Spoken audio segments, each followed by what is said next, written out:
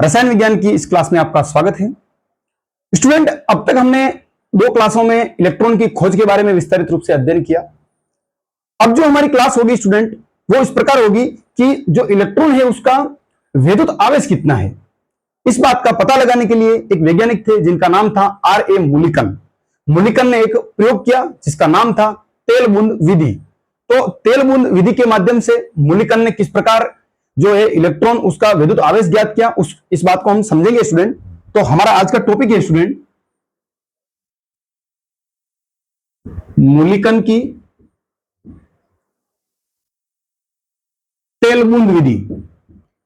तेल बूंद विधि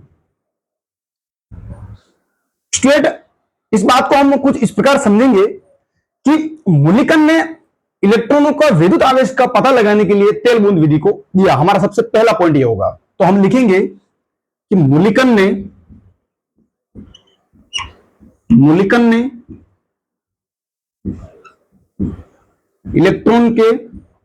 इलेक्ट्रॉन का विद्युत आवेश पता लगाने के लिए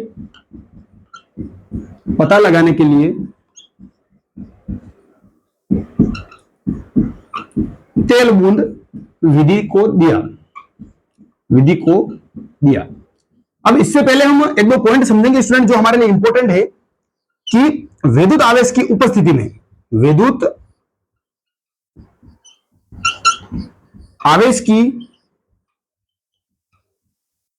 उपस्थिति में इलेक्ट्रॉन का जो आवेश है वो कितना होगा। तो वो मान होगा स्टूडेंट इलेक्ट्रॉन का आवेश is equal to 1.602 into 10⁻⁻19 coulomb. इस प्रकार विद्युत आवेश की उपस्थिति में यह हमको प्राप्त होगा। अब हमारी बात है अगली कि जैसा कि हमने इससे पिछली क्लास में पढ़ा था कि जे थॉमसन ने एक इलेक्ट्रॉन का आवेश द्रव्यमान अनुपात दिया था। उस अनुपात को और इस विद्युत आवेश अनुपात को हम मिला के इलेक्ट्रॉन का द्रव्यमान हम ज्ञात करेंगे। किस प्रकार ज्ञात करेंगे स्टूडेंट, देखिएगा कि 1.602 into 10⁻⁻19 coulomb upon 1.758820 into 10⁻11 coulomb kilogram. और जब हम इसको सोल्व करते हैं स्टूडेंट तो हमको जो मान प्राप्त होता है वो होता है 9.109 इंटू 10⁻31 किलोग्राम। इस प्रकार हमको इलेक्ट्रॉन का जो द्रव्यमान का मान हमको प्राप्त होता है। अब स्टूडेंट हम धीरे धीरे हम प्रयोग की तरफ बढ़ते हैं कि किस प्रकार मुलिकन ने तेल बूंद विधि का प्रयोग किया। एक बार आप इसको नोट कर लीजिएगा।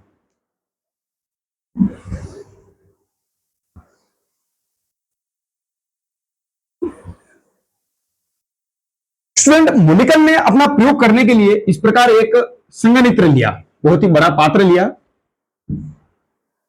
इस प्रकार का आकार था उसका स्टूडेंट, आप ध्यान से देखिएगा।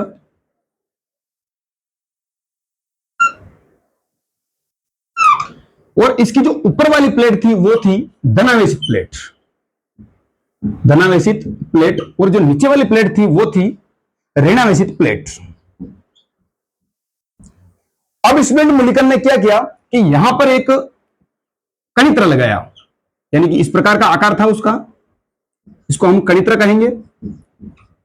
और यहां पर लगाया दूरबीन, माइक्रोमीटर दूरबीन कहेंगे हम इसको, माइक्रोमीटर दूरबीन।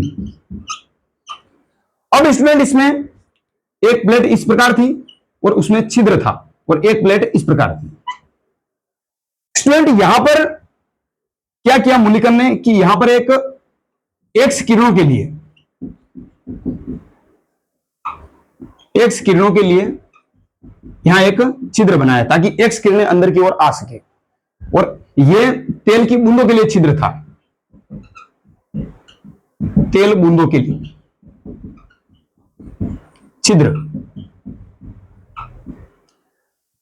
अब हम इस बात को समझेंगे स्टूडेंट कि जो किस किस जो मैकेनिकल का क्या क्या कार्य है, हम इस बात को समझेंगे स्टूडेंट। तो यहां पर जो कणित्र होगा स्टूडेंट, तो कणित्र का क्या काम होगा कि कणित्र के द्वारा तेल की बूंदों को, ये जो संघनित्र है उसकी जो छिद्र है उस छिद्र के माध्यम से गिराने के लिए इस कणित्र का काम लिया जाता है। यानी कि इसका कणित्र के द्वारा इस छिद्र के माध्यम से तेल की बूंदों को गिराया जाता है। तो हमारा सबसे पहला पॉइंट होगा कि कणित्र द्वारा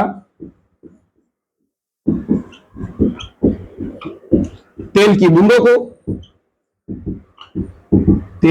को विद्युत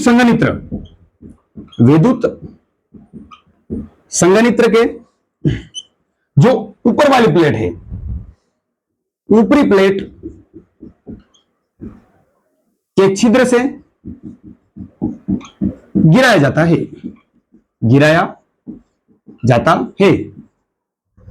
हमारा अगला पॉइंट स्टूडेंट क्या होगा कि माइक्रोमीटर दूरबीन, इसका क्या काम है।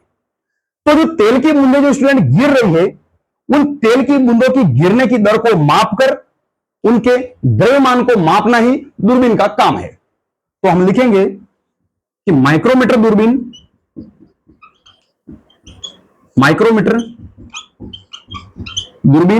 का कार्य तेल की बूंदों की गिरने की दर को मापकर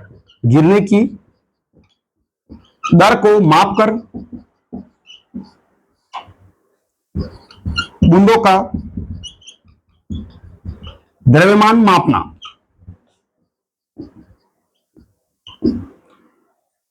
स्टूडेंट सबसे महत्वपूर्ण बिंदु है कि एक्स किरणों के लिए जो छिद्र किया गया उसका क्या काम है।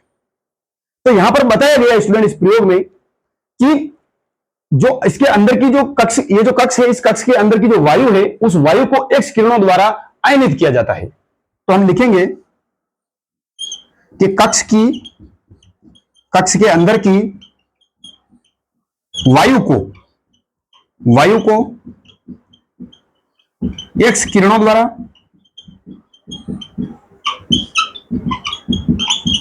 आयनित किया जाता है।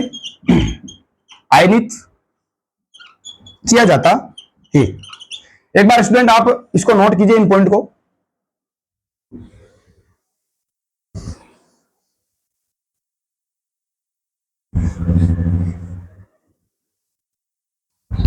स्टूडेंट हमारा अगला पॉइंट होगा कि इस कक्ष के अंदर की जो गैसीय आयन है, यानी कि हम जैसे ही एक्स किरणों को इसके अंदर प्रवाहित करेंगे तो इसके अंदर की वायु है वो आयनित हो जाएगी, यानी कि गैसीय आयनों में बदल जाएगी। तो हम लिखेंगे गैसीय आयन।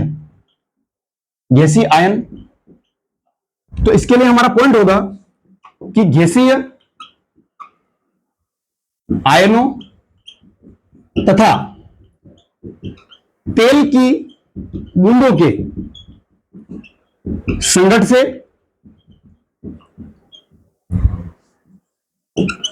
तेल की बूंदों पर विद्युत आवेश उत्पन्न हुआ। यानी कि यहां पर दो शब्द आ रहे हैं। एक तो इसमें एक्स किरणों को प्रवाहित किया तो इसके अंदर की जो वायु थी वो आयनित हो गई, यानी कि उसके कण जो है आयनित हो गए। इसके साथ ही जो तेल की बूंदें हैं, इन दोनों के बीच जो संघट बना, उस संघट के कारण जो तेल की बूंदें थी उनके ऊपर विद्युत आवेश उत्पन्न हुआ, यानी कि ये आवेश उनके ऊपर ट्रांसफर हो गया। तो हमारा ये पॉइंट यही कहता है। अब अगली बात क्या होगी स्टूडेंट कि पॉइंट नंबर 5, अब ये सारी प्रक्रिया किसके लिए हुई, तो विद्युत आवेश उत्पन्न क्यों हुआ। तो इसके लिए हमारा पॉइंट होगा कि यह घटना तेल की बूंदों पर त्वरण तथा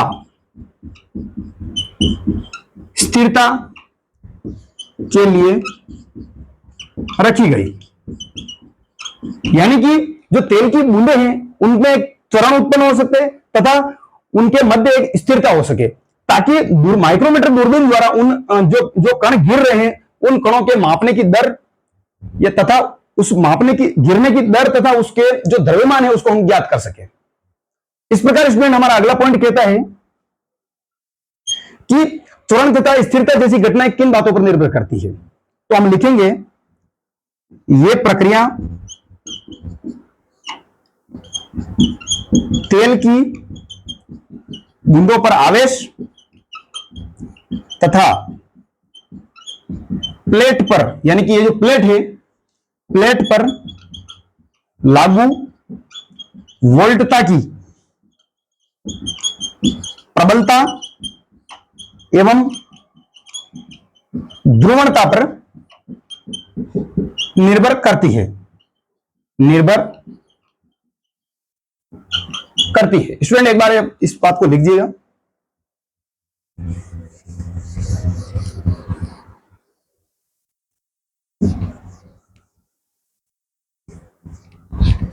स्टूडेंट हमारा इस प्रयोग का जो परिणाम किस प्रकार प्राप्त हुआ, यानी कि क्या निष्कर्ष निकला इसका, तो इसके लिए मुलिकन ने कहा कि तेल की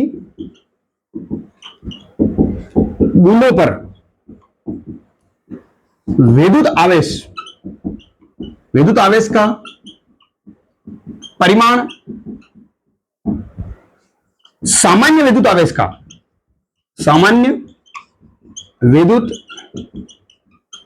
का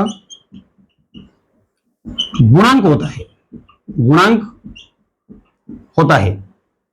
हम इसको एक सूत्र से समझेंगे जिससे आसानी से समझ में आए हमको, कि जिसको लिखेंगे हम Q is equal to NE, जहां पर N का मान जो है वो होगा 1 2 3 आगे बढ़ता जाएगा। इस प्रकार Q जो होगा वो तेल की बूंदों का आवेश होगा, तेल की बूंदों का आवेश, तथा जो E होगा वो होगा सामान्य विद्युत आवेश। इस प्रकार स्टूडेंट आज की इस क्लास में हमने जो मुलिकन की तेल बूंद विधि है उसके द्वारा इलेक्ट्रॉनों का जो विद्युत आवेश था उसको ज्ञात किया, हमने उसका द्रव्यमान ज्ञात किया, तथा उसको जो गिरने की जो बूंदों की गति है वो किस प्रकार होती है, कैसे मापा जाता है और किन किन बातों पर ये जो है निर्भर करता है।